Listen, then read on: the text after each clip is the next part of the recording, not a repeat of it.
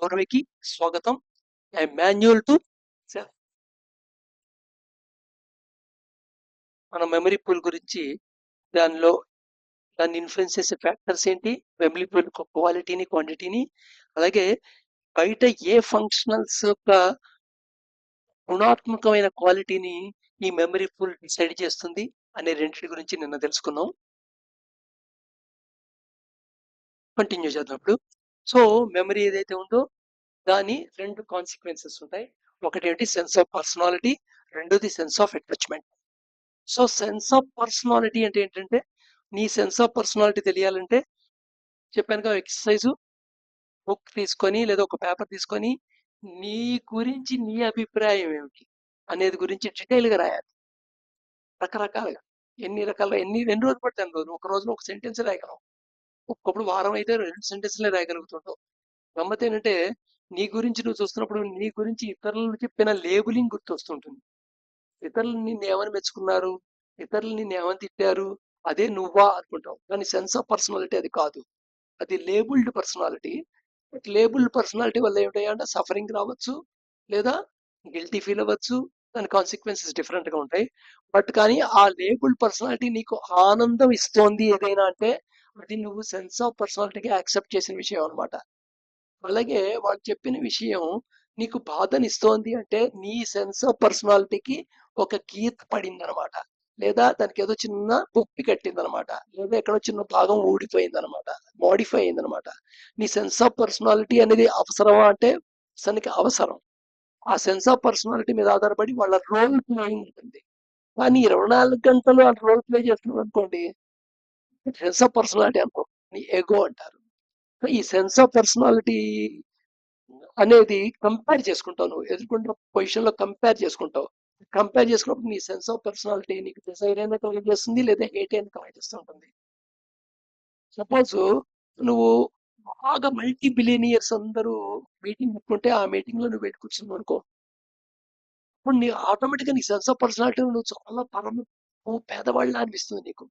Sense of personality అది వెంటనే నీకు డిజైర్ క్రియేట్ చేస్తుంది. అది అనుబడి సంపాదించాలన్నట్టుగా sense of personality desire create చేస్తుంది. ఇక్కడ కంపారిజన్ వల్లే వచ్చింది.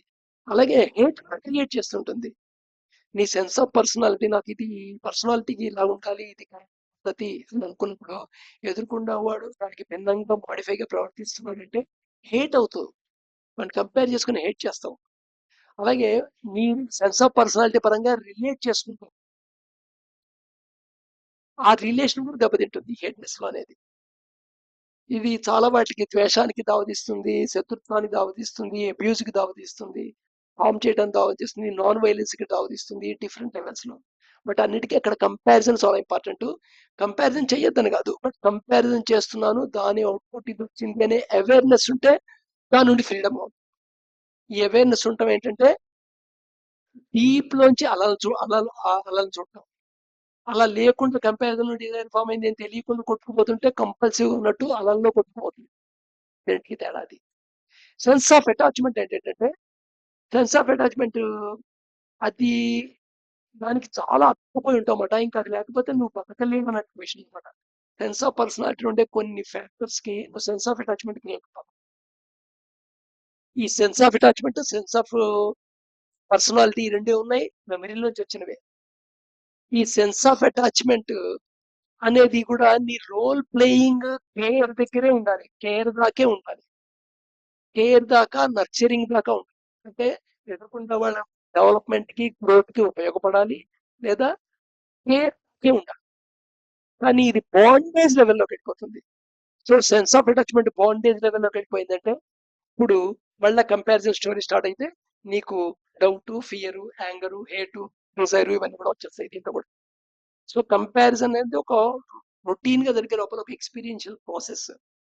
అది sense of personality, sense of attachment తో ఇంటరాక్షన్ అయినప్పుడు నీకు బయటికి నీ పర్సెప్షన్ కి, సబ్జెక్ట్ పర్సెప్షన్ కి desire, hate, doubt, fear, anger కనబడుతుంటుంది. సో మెమరీ యొక్క కాన్సిక్వెన్సెస్ అనమాట ఇవి, sense of personality and sense of attachment. So ఈ రెండు అడ్మిల్స్ అవుతాయి. ఈ sense of personality and sense of అటాచ్మెంటే నీ యొక్క కాగ్నిషన్ కి అడ్డవుతాయి. నీ స్పిరిచువల్ డెవలప్మెంట్ కి, ఆధ్యాత్మిక మార్గంలో ఇప్పుడు దీని ఆధ్యాత్మిక మార్గం అనే కాదు, నీ యొక్క ఏదైనా సరే నీ సక్సెస్ కట్టుబడే ఇవే.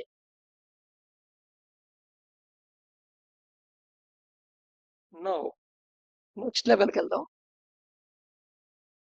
సో నెక్స్ట్ ఏంటంటే coding process, decoding process. Decoding process గురించి ఆల్రెడీ సఫిషియెంట్ గా ఇంతకుముందు వీడియోలో డిస్కస్ చేయడం జరిగింది. సో డీకోడింగ్ ప్రాసెస్ లో జరిగే ప్రాబ్లం ఏంటంటే, ఫస్ట్ ప్రాబ్లం బయట నుండి వస్తున్న ట్రాన్స్క్రైబ్ చేసిన ఎలక్ట్రికల్ ఇంపల్సెస్ తో పాటు మెమరీ పాత పిక్చర్ కి ఇంపల్సెస్ కూడా జాయిన్ అయ్యి ఆ మొత్తాన్ని డీకోడింగ్ ప్రాసెస్ రావటం. సో పొల్యూట్ అయిపోయి వచ్చిన ఇన్ఫర్మేషన్ ని నువ్వు అనలైజ్ చేస్తున్నట్లే. యాక్చువల్గా వచ్చి లోపలికి వస్తే ఇన్ఫర్మేషన్ పొల్యూటెడ్ కాదు, కానీ లోపలికి వచ్చాక పొల్యూట్ అయింది. నెక్స్ట్ తర్వాత ఈ డీకోడింగ్ ప్రాసెస్ లో డీకోడింగ్ చేస్తున్న మెకానిజం కి ఉపయోగపడే 3 సెంటర్స్ ఉన్నాయి, 4 సెంటర్లు ఉన్నాయి ఇన్ఫాక్ట్. అంటే 3 సెంటర్స్ చాలా ఇంపార్టెంట్. ఐఈఎస్, ఇవి వీటినే సత్వ రజో తమో గుణాలు అంటారు. ఇవి 2:4:8 లో ఉండటం, అవి 5:2:2 లోకి మారితే హార్మోనిక్ గా పనిచేస్తాయి. 2:4:8 లో అయితే డిస్హార్మోనిక్ గా ఉంటాయి. సో వీటిని హార్మోనిక్ చేయాలంటే కరెక్టివ్ మెథడ్స్ ఇంపార్టెంట్. ఏంట corrective methods? Breathing corrective method, food corrective method, sleep corrective method, sex లో కరెక్టివ్ మెథడు, అలాగా థింకింగ్ ప్రాసెస్ లో కరెక్టివ్ మెథడు, డ్రిఫ్ట్ వాచింగ్, ఇవన్నీ దీంట్లోకి వస్తాయి. సో ఇక్కడ ఈ కరెక్టివ్ మెథడ్స్ అప్లై చేస్తున్నప్పుడు టెంపెస్ట్ క్రియేట్ అవుతుంది. ఎందుకంటే నీకున్న వాసనాస్ కొట్టుకు పోయి కొత్త వాసనాస్ డెవలప్ అవడం అనేది ఒక తుఫాన్ లాంటిది. ఆ తుఫాను నువ్వు పర్సీవ్ చేయంగానే నువ్వు ఒక యాంకర్ ని వెతుక్కుంటావు. యాంకర్ గమ్మత్తుగా ఉంటుంది. ఇక్కడ మనసు మోసం చేసినటువంటి మాట, ఈ ఆల్టికి ఓకే ఇలా చేసేద్దాంలే, తర్వాత చూద్దాంలే, ఇంకా బోల్ టైం ఉంది కదా స్పిరిచువల్ చేయడానికి, తర్వాత చూద్దాంలే, ఇంకా 3 జన్మలు ఉన్నాయన్నారుగా ముక్తికి, నెక్స్ట్ జన్మలో చూసుకుందాంలే, అంతవరకు పోర్చుకుని కూడా చేసేస్తాం. సో ఈ కరెక్టివ్ మెథడ్స్, ఫుడ్ లో కరెక్టివ్ మెథడ్స్, వీటి గురించి ప్రత్యేకమైన వీడియోలు ఎక్స్ప్లెయిన్ చేసాం మనం. ఫుడ్ బ్రీదింగ్ కరెక్టివ్ మెథడ్ ఎలా చేస్తాం, రీస్టర్ బ్రీదింగ్ తో చేస్తాం. అలాగే ఫుడ్ కరెక్టివ్ మెథడ్ లో ఇక్కడ మొరాలిటీస్ రూల్స్ కాదు, డోస్ అండ్ డోంట్స్ కాదు, నీ యొక్క అవేర్నెస్ బట్టి వెళ్ళు. ఏం తింటున్నావు, ఎప్పుడు తింటున్నావు, ఎలా తింటున్నావు, ఎలాంటి క్వాలిటీ తింటున్నావు, ఎంత క్వాంటిటీ తింటున్నావు, ఆ టైంలో నీ మూడ్ ఆఫ్ స్టేట్ ఏంటి, ఇవన్నీ చాలా ఇంపార్టెంట్ ఫ్యాక్టర్స్ ఉన్నాయి. ఏ టైంలో తింటున్నావు, ఇలా చాలా ఫ్యాక్టర్స్ ఉన్నాయి. నువ్వు సొంతంగా ఒక కాగితం తీసుకొని ఫుడ్ గురించి నువ్వు సొంతంగా రాయి, ఎన్ని ఫ్యాక్టర్స్ కన్సిడర్ చేయాలనేది. నిజంగా లోపలికి ఒక పర్ఫెక్ట్ ఇన్పుట్ ఇటు పంపిస్తే కదా పర్ఫెక్ట్ అవుట్పుట్ వచ్చేది. ఇష్టం వచ్చిన డేటా పంపిస్తే ఇష్టం వచ్చిన ఇన్ఫర్మేషన్ వస్తుంది. అలాగే కదా.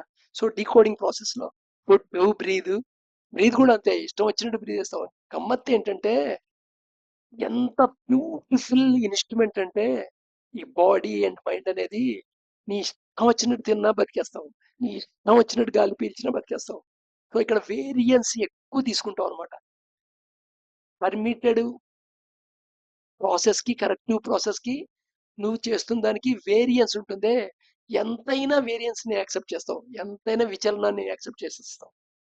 అలాగే స్లీపింగ్ లో కూడా అంతే, ఇష్టం వచ్చిన టైంలో పడుకోవడం, ఇష్టం వచ్చిన లాగా పడుకోవడం, ఇష్టం వచ్చిన క్వాలిటీ పెట్టుకోవడం.